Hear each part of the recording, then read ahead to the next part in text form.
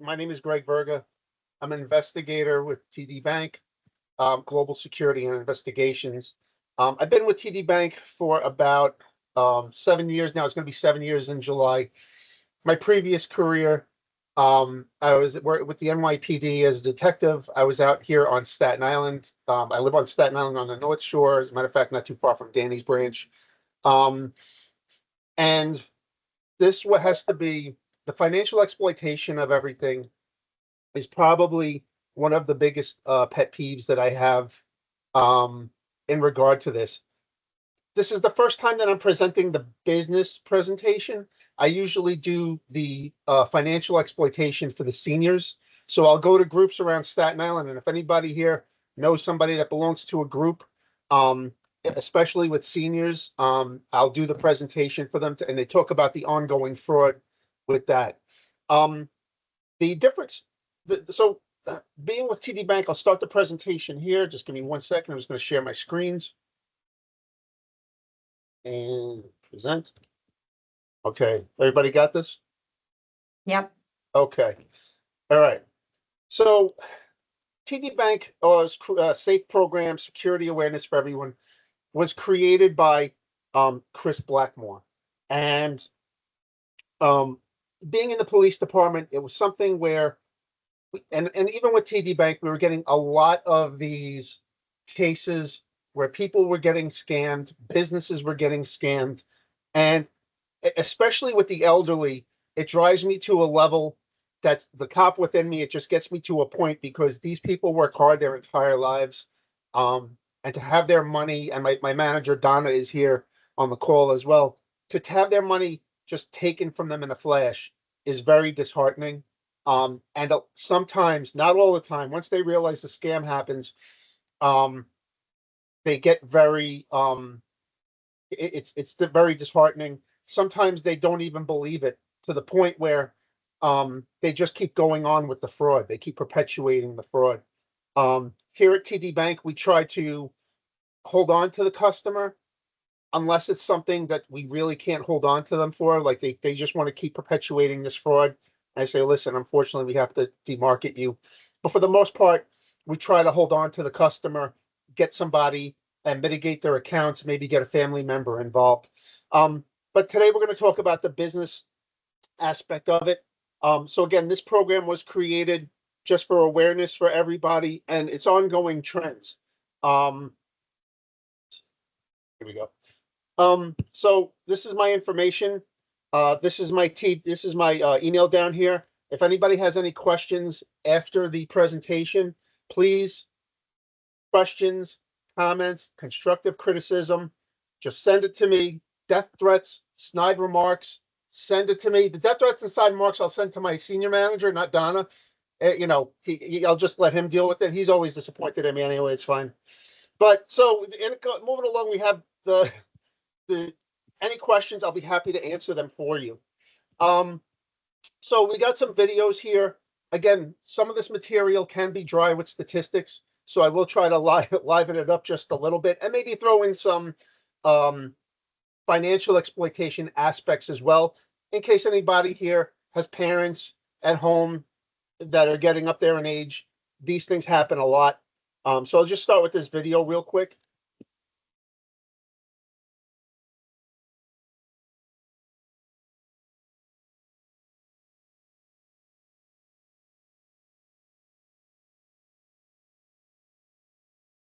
Can't hear the video.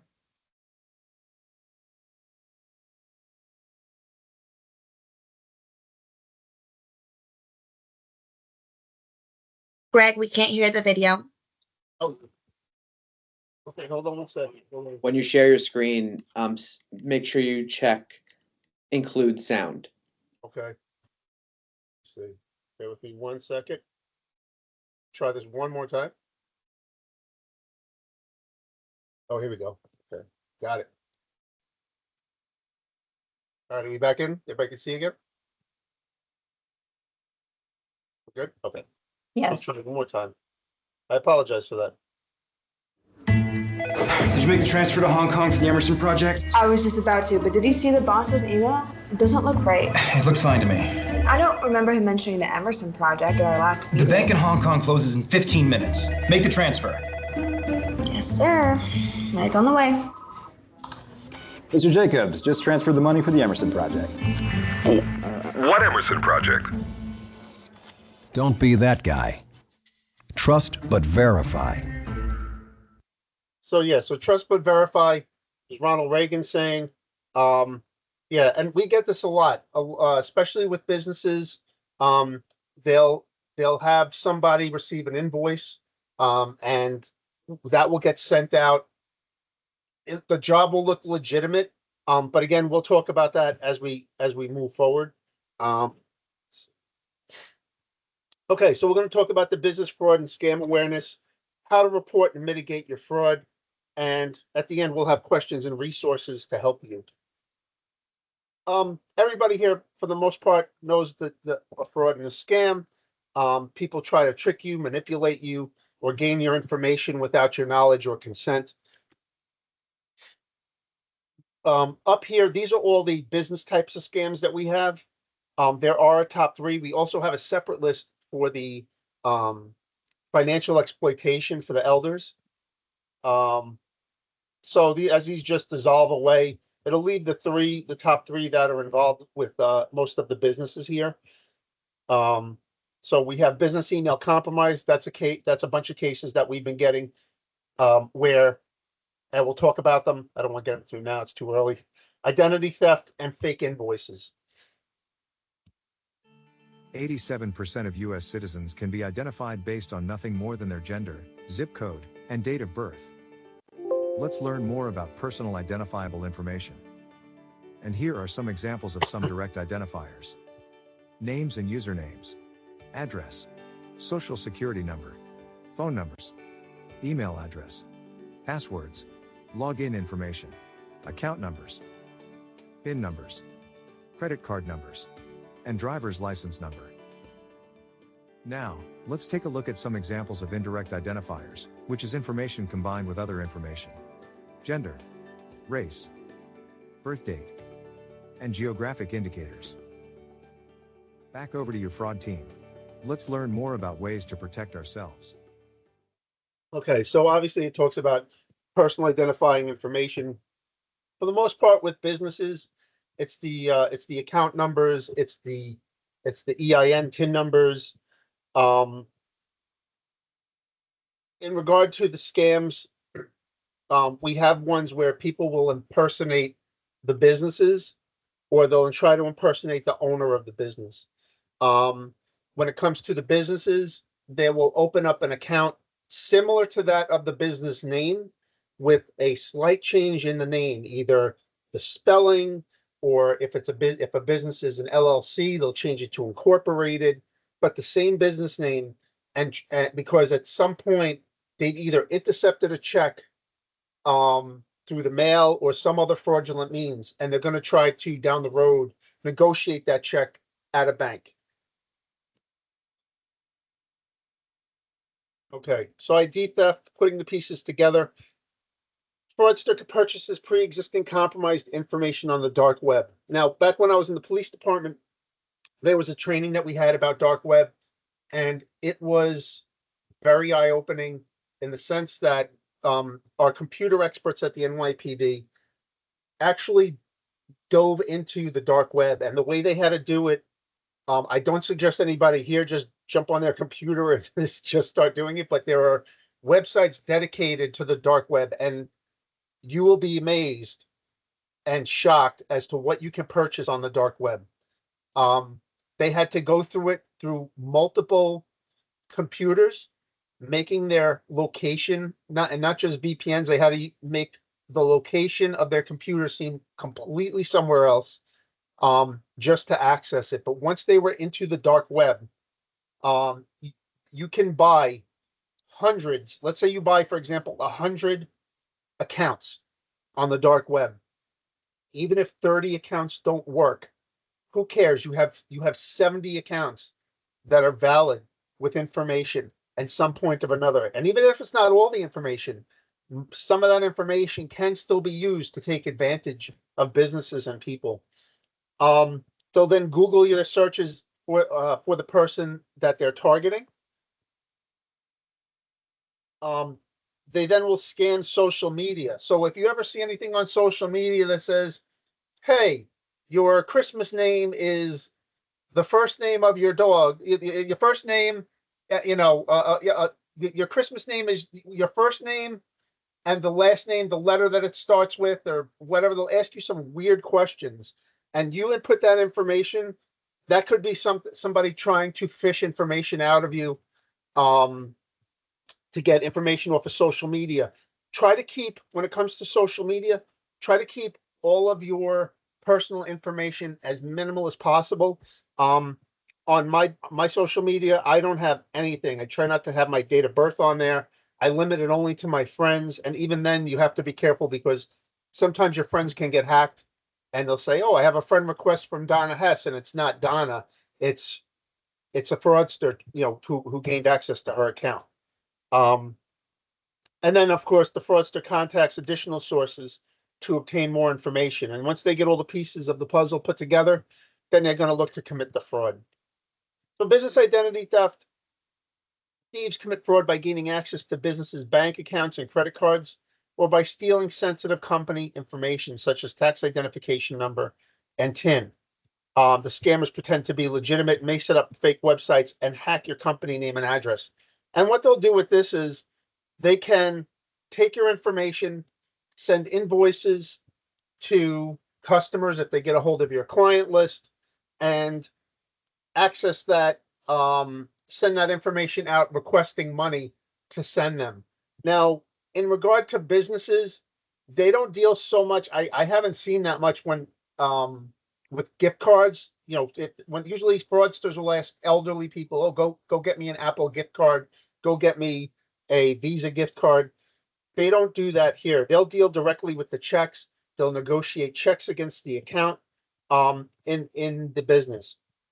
The way they do it is through phishing scams.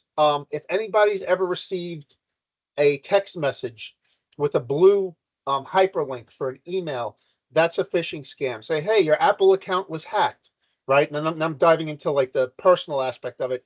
You get a text message, for example, that says, hey, your Apple account was hacked.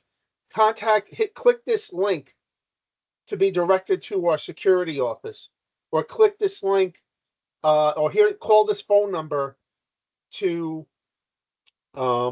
reach our fraud department.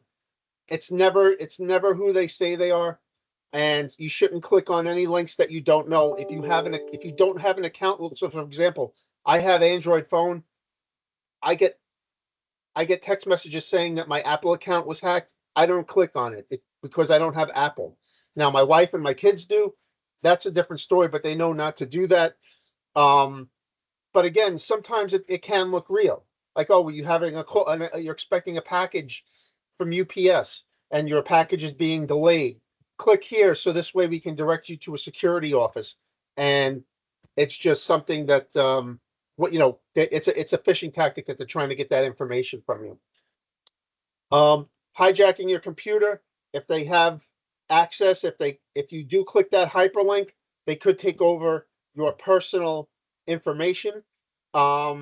Unsecured Wi-Fi hotspots. If anybody's ever visited a Starbucks and logged into their Wi-Fi, or any place that has public Wi-Fi in an airport, that is unsecured Wi-Fi. Anything that doesn't require a password is unsecured.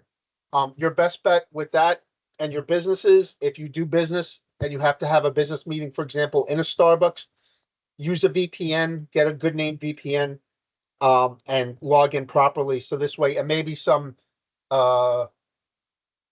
soft key tokens to some RAS tokens. So this way, only you have the code, and the code constantly changes. And the last way is dumpster diving. They do go in for information, old bills. Of course, everybody that has a business or TD Bank will use these huge shred bins. So if you go into any TD Bank, they have a big garbage pail that's locked, and it has a slot in the top, and you just drop in the mail that you want to get rid of, and it goes to a company, and they're entrusted to shred it. So protect your business, review your business's credit report. That comes out quarterly. Keep your current company current record, your company records current. Keep your staff educated. This is something that not just managers should be talking about, all employees should be talking about it. Especially if you have, especially those people that you haven't trusted to touch your accounts. You should definitely have conversations with them so that they're aware of these type of fraud trends that happen. And it happens so quick. Protect your company's private information. Sometimes that's easier said than done. And use fraud alerts. If you are victim to a fraud, let everybody know. So we got another video here. The Better Business Bureau is issuing a scam alert for an Alabama company that's the victim of corporate fraud. News 19's Kelly Smith sits down with the BBB of North Alabama to learn more about the scam and how potential customers can avoid becoming victims as well. 3, 2, 1. When a company is the victim of identity theft, scammers can then target their customers. Lindsay George with the Better Business Bureau of North Alabama is joining me now to explain how. So, Lindsay, explain what happened to Highland Equipment. Their identity was stolen. A group of scammers built a fraudulent website using their business name and all the information to sell heavy-duty equipment such as tractors and bulldozers. And then the BBB became aware of this because people were actually affected by this, weren't they? Yes, so the BBB received complaints and inquiries, so we opened an investigation, and we found out that individuals were buying this equipment online, but they never received it, and the company required them that they do a wire transfer in order to receive the items. Okay, and so the scammers were posing as the company and saying, oh yeah, pay by wire transfer. That's correct. And then that means that those people who were trying to be real customers of Highland were just out that money. Right. And what did the BBB contact Highland and kind of let them know what was going on? Yeah, so we did contact the owner of Highland Equipment in Fort Payne. He was not aware of the situation, so we made him aware. And when he found out the information, he let us know that his business only does business through their Facebook page and that he would never require customers to wire money. Wow, that is so unfortunate for everyone involved. And the BBB does offer tips for people shopping online to help them avoid a scam like this. So why should people kind of know their advertiser when they're looking for products online? Well, it's very important to know the advertiser. Every time we go online, we may see a great deal, but it's easy for scammers to create a fake website using a legitimate business's name. In this case, it was Highland Equipment. And so it's very important to do your research, understand the privacy policy on the website, and then also if you not too sure, you can still give us a call at BBB and we'll be sure to do the research for you. And in the scam you were talking about, these con artists were asking people to pay with a wire transfer. When shopping online, I know the BBB always recommends using a credit card. Why is that? Yes, because wire transfer is like sending cash. So when you use your credit card, it gives you that extra protection that you need in the event that you do have to dispute the charge, whether you do not receive the item at all or the item that you receive you're not satisfied with. So it's very important that you know the refund policy and use your credit card when shopping online. And what documentation should people keep when they're making online purchases? Yes, documentation is very important to show that you have proof of purchase. If you can, when you're online, take a picture or print off the copy of the confirmation page or the email. That way you have documentation in the event that you do not receive the item. Also, you need to keep the documentation of the refund policy along with your purchase records. All right. Well, Lindsay, thank you so much for joining me. And if you have any consumer questions or concerns, you can contact the Better Business Bureau of North. Yeah, so as we see here, excuse me, as we see here, we had a legitimate business who had no knowledge of equipment. You had a fraudster that got that legitimate business's information, made it appear that they were the actual business trying to sell quote unquote equipment. And they're like, oh, just wire it to us, just wire it to us. And this is what happens. This is what I was saying, that businesses may not always necessarily know what's going on. This particular business had no clue that people were trying to buy information. They had no clue that people were trying to send money, because the money's not going to that business. It's going to another account that appears to be a business. Again, sometimes they'll make the businesses will say Gotham Concrete LLC is the legitimate business, but they'll spell either Gotham wrong, maybe two M's at the end, or they'll make it an incorporated, and they'll say, "Oh, just send us the money through wire." And like they had said in the video, what wire? You're sending legitimate money. You're sending your own money, and the same thing happens with elder exploitation. You have good people that will send money through wire transfers, and once that money hits that fraudulent account, the fraudster's not going to reinvest that like a normal business would. They're taking that money, they're dumping the accounts. They don't care if the account goes negative. They don't care if it goes to collections because they're not a legitimate company anyway. So once they get a hold of that money, they're gone. So yeah, so here, like I said, you had a legitimate business, had no idea, and now they have to kind of backtrack and mitigate and say, hey, we'll never ask you for a wire account. They did mention using their credit card. That is a good thing. We actually had a conversation with the customer yesterday. An elderly person was getting scammed, and same thing. They said, listen, use your credit card instead, because if something goes wrong with your credit card, that's not your bank account. You're going to be paying the credit card through the purchases that you make. So if anything happens with the credit card can reimburse you your money faster than the bank can.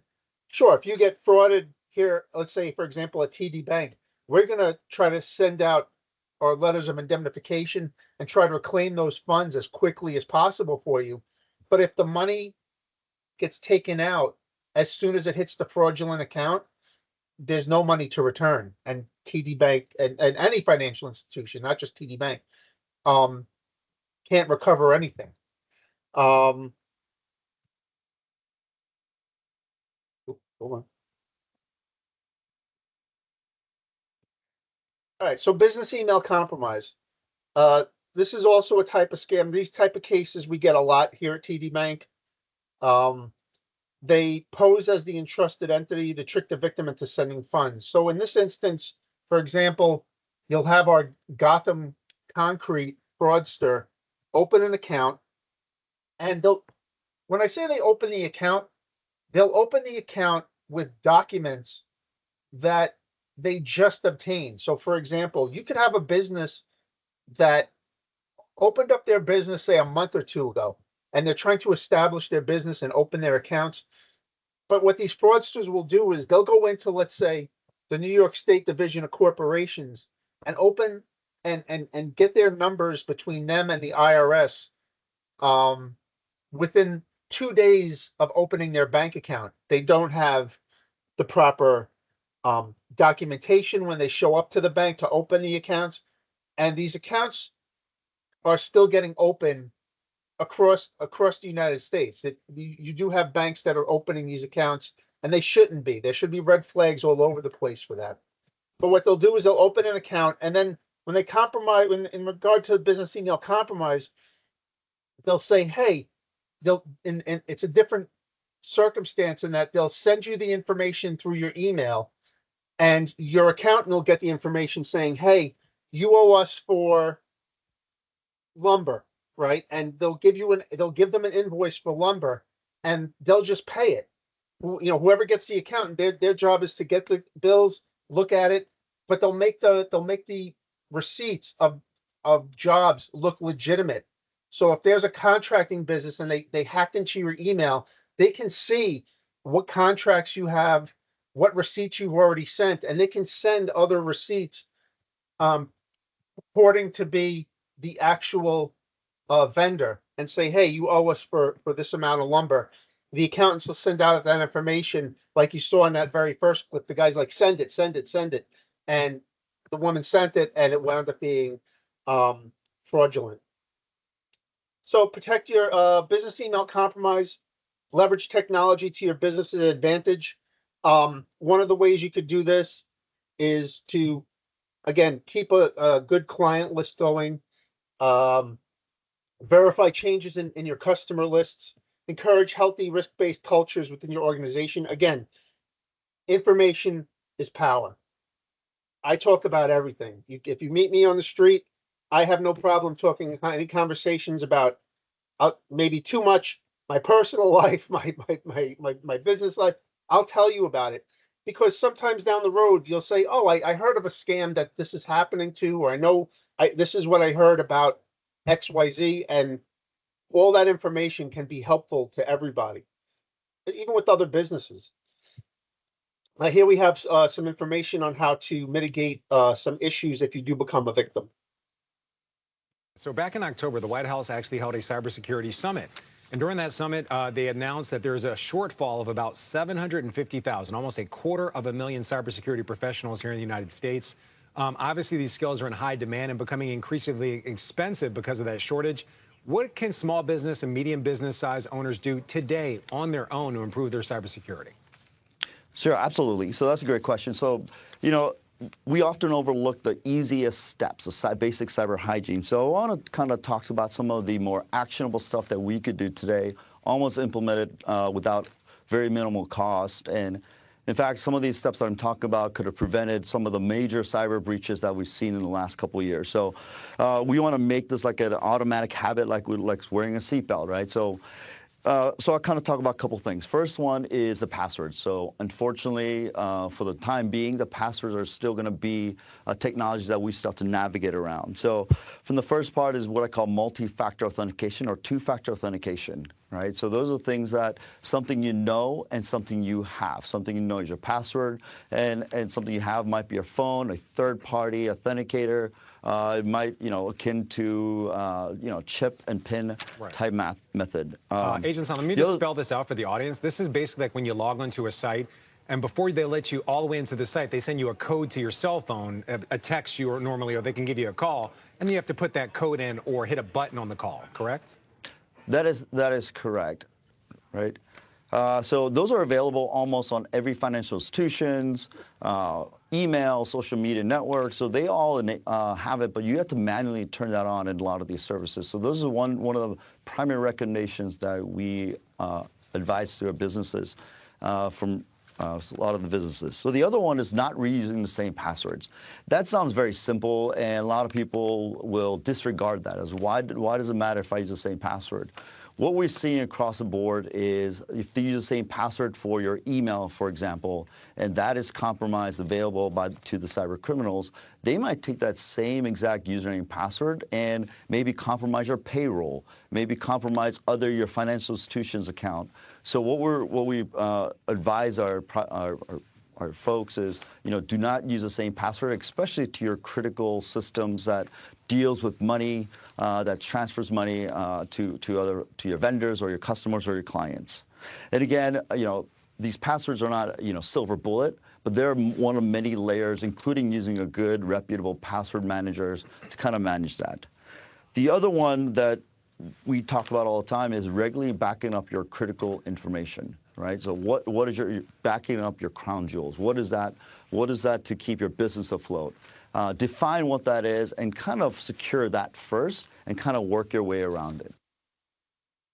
All right.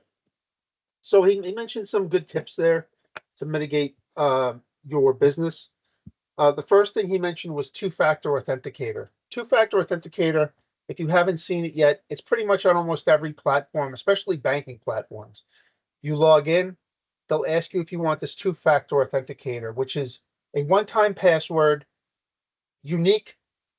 Could be a random number or a series of characters that will come through to your phone or computer that if you don't type it in, you can't access your accounts. So, for example, if I'm banking through my phone, let's say, do you want to send a two-factor authenticator number to your cell phone number? And I say yes. Well, if a fraudster's trying to access my accounts, they're not going to get that number because that number, I'll just keep getting random numbers sent to my phone. And then that's kind of like a tip that something's wrong. So a two-factor authenticator is good in the sense that it's an extra layer of protection to protect you from somebody getting to your accounts. He did mention chip and pin at one point. That's something that they use in the banks, that when you go to make a withdrawal or a deposit, it's just a way to identify that the person's account, the person that has their debit card, is the person that owns the account. Again, it's not foolproof way of knowing who that is at the bank, but it's an extra layer of protection. Passwords changed, critical systems, you know, if you have somebody that's accessing, especially your accountants and those who have access to your funds, do not make their passwords similar to the same passwords as everything else, every other computer in the business. Keep it different, change it on a basis of maybe 6 to 8 months. This way it's constantly changed, and back up all your systems. And that could be a an external hard drive that you could attach, maybe to back up the client list, because God forbid somebody does get access and hacks into your systems and locks out your accounts. At least you have a client list or something tangible that you can reach out to customers and at least warn them. So this way others aren't, the fraud doesn't perpetuate. So back in October, the White House actually held a cybersecurity summit. And during that summit, they announced. Sorry about that. All right. So fake invoice scams, real quick. Again, they'll get an invoice who they think is from a legitimate vendor, but it's not. It's from a scammer. They keep the pattern of purchases just below the review level. Again, I don't own a business, so I don't know if all businesses have that. Payments to multiple vendors for the same product, excessive materials ordered, invoices can't be traced or shipped, multiple payments to a single vendor on the same date, and expenses increase dramatically.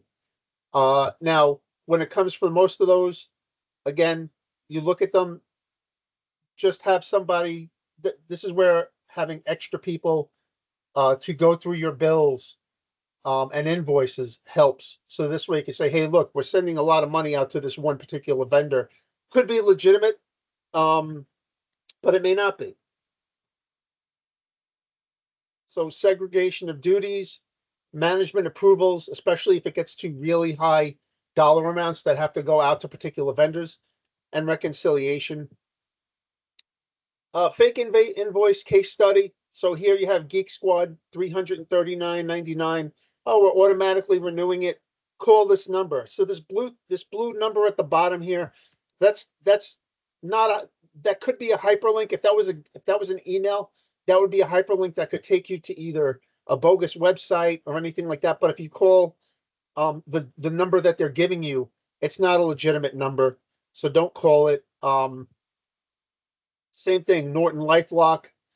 A lot of these fraudulent emails will say, especially when it comes to the personal accounts, they deal with a lot of time-sensitive issues. So they'll say, hey, you're going to get charged X amount of dollars if you don't action this now, right? So people start panicking. You say, like in that first video, no, we got to send the money. We got to send the money. And they send it.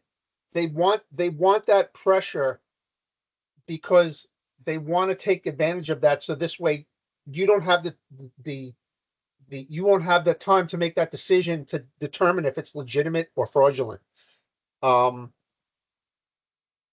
Check fraud. Happens a couple of ways through businesses. Through check, we get cases like this as well. Check washing is where they'll take the check and wash it with some type of chemical, removing all of the ink. They'll let the check dry, and then they'll rewrite the check out in their name. Could be a business, could be a person, and just deposit it into another account. Stolen checkbook. The only time I've really seen stolen checkbooks is if you have an unsavory employee that unfortunately you had to let go, and they decided to take, doesn't even have to be the whole checkbook. They could just be a check. And then they take it to somebody who makes copies of it, and they start trying to cash out. First party fraud is an example where I have a customer. He's a TD customer, has a personal account and a business account, let's say, for example, within TD. They also have a personal account with Chase. And what they'll do is they'll float checks, for example. They'll write checks to themselves and their business over several accounts and deposit it into their business, between their businesses and their personal accounts. So they'll deposit all these checks and take out all the money. And I'm not talking like a check. I'm talking like 50, 60 checks. And as soon as that money gets deposited and becomes available, they'll withdraw that money. And then all those checks that they wrote return, for example, as non-sufficient funds because they know they didn't have the money in Chase to begin with. And that's how they commit the first party fraud. Now, non-sufficient funds in and of itself is not necessarily fraud. We get that all the time. I write Donna a check, and I use Donna as an example because I keep staring at her face. I write Donna a check. She, and I forget to transfer the money from my savings to my checking. That's not fraud. I just forgot it didn't hit the account in time. What I'm talking about is these people write about 50 checks from their Chase account, deposit it into TD Bank business and personal accounts, withdraw all the money as best they can, and then all these checks return, leaving them in a negative status. And again, they don't care that they're going into collections. They're committing fraud. Cashback scams. They try to make purchases to get something returned to them, but the money that they're using isn't theirs. It's not their money. It's another company's. So if they get like, let's say, a gift card or something like that because they made so many purchases, that's what they'll do. Duplicate loss kind of goes along with the check washing. Sometimes they'll write a check and they'll just reissue the same check to TD Bank and Wood Forest Bank, Chase, Bank of America, and they'll just go negotiating these checks throughout.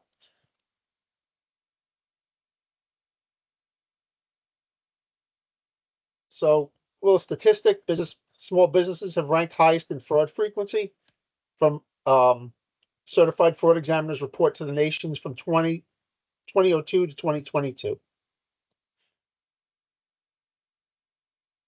How to protect your business: create a procedure to secure email. I had a case once with a business. I'm not going to share any store secrets, but a TD customer, they have a lot of mail that goes out every day. It's a big business and mail goes out every day. They initially were giving it to the mail person, the mail carrier, but I think the mail carrier was an unsavory employee. We had the postal inspectors contacting us. So what they decided to do was, instead of giving it to the mail carrier, they would just take it to a branch, in a different neighborhood. If they're dealing with the large volumes of mail, I don't know if they might want to use the postal service, but again, that's their business practices are on them. That's how they decided to mitigate the issue. Don't accept overpayments. Hey, we're supposed to charge you $500. You got a check for $5,500. Just send us back $5,000, and we'll call it even. Don't do that. Have them rewrite a check. Ensure the check is cleared before issuing a refund. That one's huge. Don't assume that just because you got a check that it's good. Give it 6, 7, 8 days. Make sure that the check cleared and that the funds are legitimate before issuing a refund. Only work with vendors you trust, which goes back to keeping your client list up to date. And verify the payee before issuing payment or making changes to the vendor account. There's a check fraud case study video. And I said, well, I would need half down and then a balance on completion of our job. She said, I'll just send you the whole amount. Kayla says she warned her client about the possibility of added costs if her crew needed more supplies. So she sent me on the check $800 overpayment. I put the check into my bank account. Check cleared. I went ahead and did my order. I got the schedule on the house to be done. But Kalish says an unexpected message from her client would quickly change her plans for the project. The next morning, she had texted me and said, I need you to send me back $2,000 of that money I sent you. My husband died at midnight last night. I said, I can't do that. I've already paid for your material. But Kalish did offer to send back the overpayment amount, $800, in the form of 2 money orders to stay in good faith with her customer. Hours after Kalish put the money orders in the mail, though, the check she had deposited bounced and drained her account. I mean, I was in tears. I didn't know what to do. Kalish contacted her bank, and a representative confirmed she was the victim of a fake check scam. The bank restored some of the funds, and Kalish worked with the post office to try to intercept the money orders. Unfortunately, They got the money orders, and that's where they got me. Altogether, it cost me $1,125. Kalish says the experience impacted her young business in more ways than one. It's put me in the hole, and if I can't shake your hand and sign the deal, I won't do another job for anybody.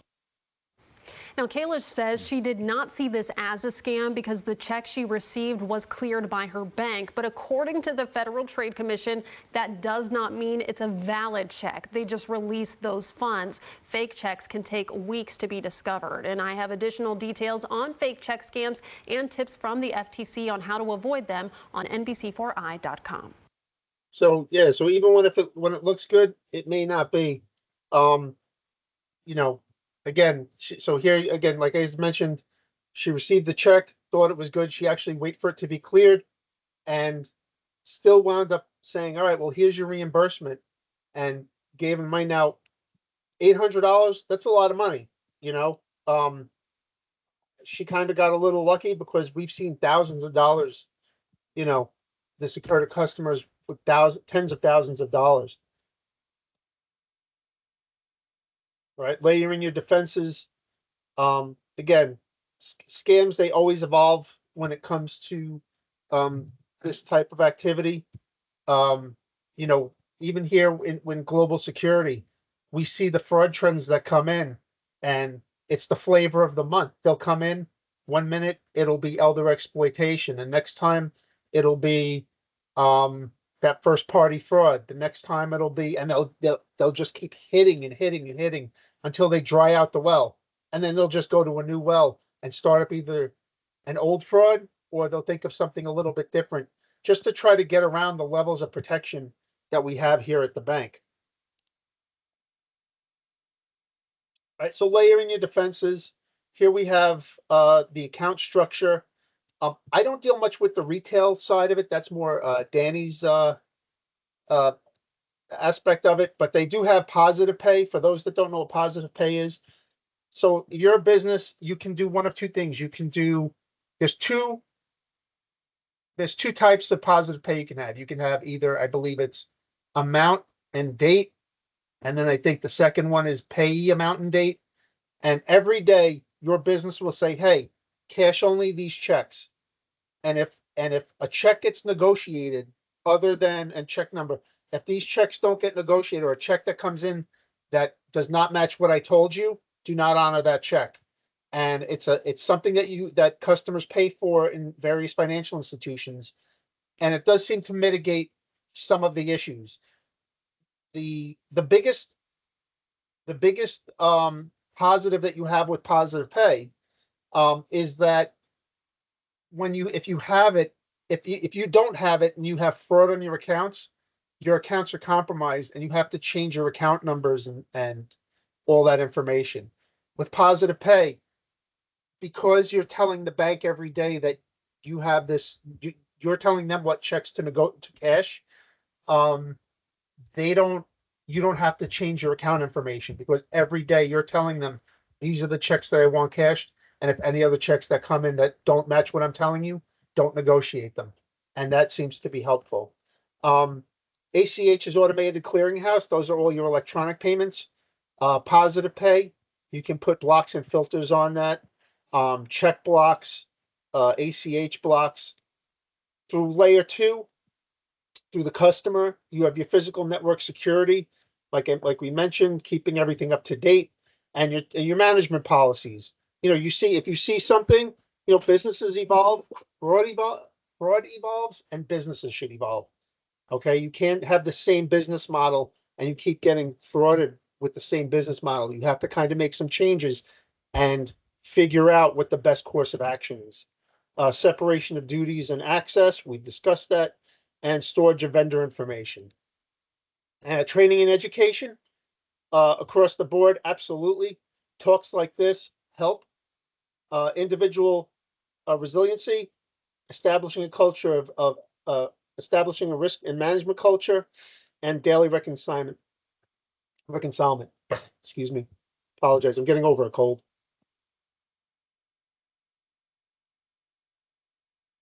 All right. So the scammers rely on certain things, like we mentioned before, like I mentioned before, that they rely on time sensitive. Everything has to be done now, but they do rely on certain things that happen. So for those, when we had COVID, we were receiving a ton of small business loan fraud. We were receiving a ton of unemployment fraud. Um, they rely on pandemics. They take advantage of regional world conflicts and political events. They rely on, pretending to be for one party or another party to try to raise money. They'll try to get money that way. Environmental disasters, pretending to be Red Cross. Seasonal rentals and vacations. So we just had a hurricane and that just hit North Carolina. You will have people that will try to rent out a house that was washed out for thousands of dollars, and they're going off the word of on the goodness of people, and they'll rent out this thing for thousands of dollars, and people would be out and probably have them pay through wire. Medicare enrollment, seasonal charity campaigns. Again, we mentioned that with the election, seasonal online shopping, Cyber Monday. When it boils down to all this Super Bowl, Olympics, if anybody's ever gone to a Taylor Swift concert or heard of anything with Taylor Swift, there's a lot of fraud when it comes to her concerts because she's so popular and fans want to see her. They have no problem paying a lot of money, and they meet somebody that's on Facebook and they think they're getting legitimate tickets and they're not. Income tax and back to school. So how to report your fraud. Okay, protect your digital identity using strong, unique passwords. Again, we discussed that. Make sure that they're different between your administration and your accounting department, and make sure get a password generator. And whoever's in charge of your passwords, make sure they can maintain those passwords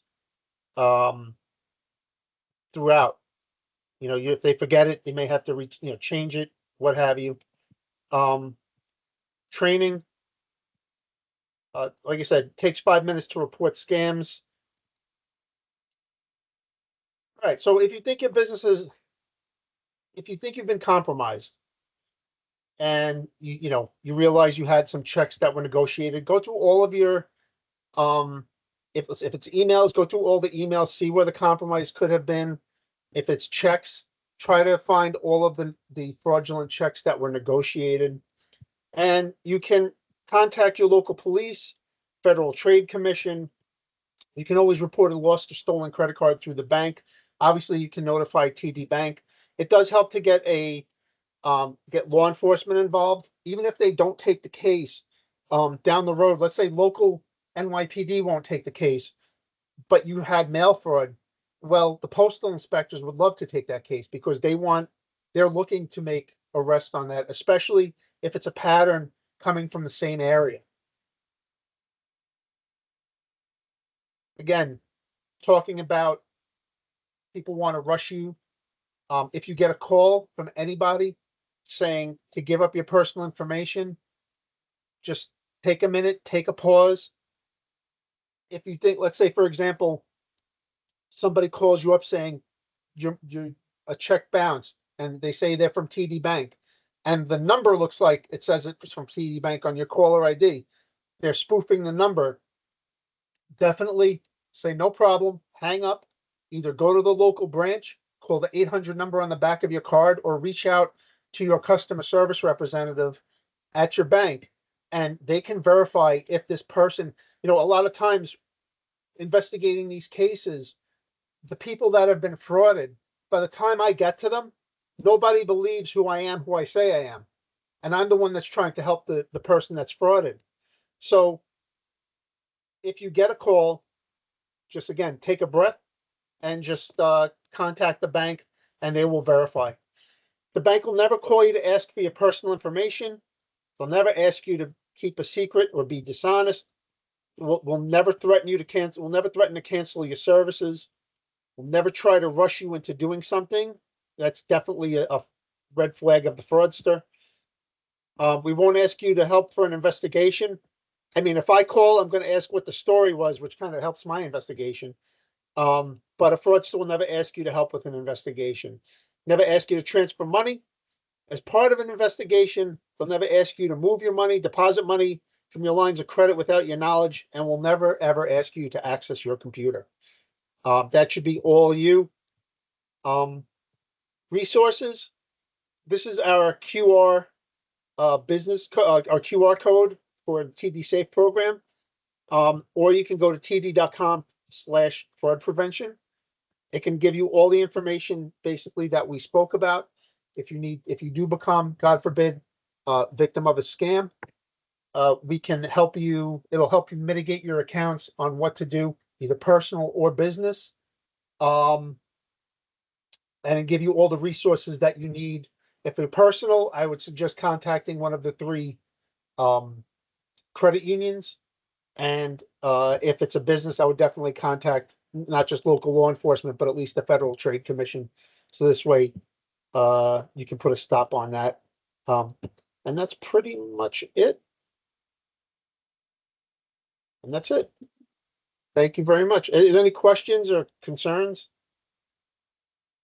I don't see any questions, Greg, but I want to thank you for the presentation. I mean, you touched on a whole bunch of things. I mean, here at the Staten Island Chamber of Commerce, we hear from our members all the time that small business fraud is really rising. You know, that we get phone calls on the check washing, we get phone calls on credit card chargebacks, you know, and we're trying to educate our members to make sure that they're aware of, you know, all the different methods that you had to protect themselves. You know, cybersecurity training is very vital. A lot of IT companies provide that to the vendor provides it to the customer. So that's an opportunity for business to take advantage of. If you do have an IT company, you can ask them to train your staff. If not, there are other resources available, like the TD Bank had just the QR code, and there are things like that. Or we can help you here if you're stuck and you don't really know where to go. But you know, one of the things that's really important is really to pause and think about the response. You know, people are hacking into email accounts. They're taking over your email. I've seen it here at the chamber. They've gone through our website. They've looked at who works here, and there's, you know, employees asking me to cash to cash gift cards and things like that. So it happens a lot, and these criminals are getting more and more sophisticated. So, you know, I do appreciate you, Greg, bringing these things to light for us today. If anybody does have any questions, we have recorded this session, so we anticipate that a lot of businesses will be reviewing it.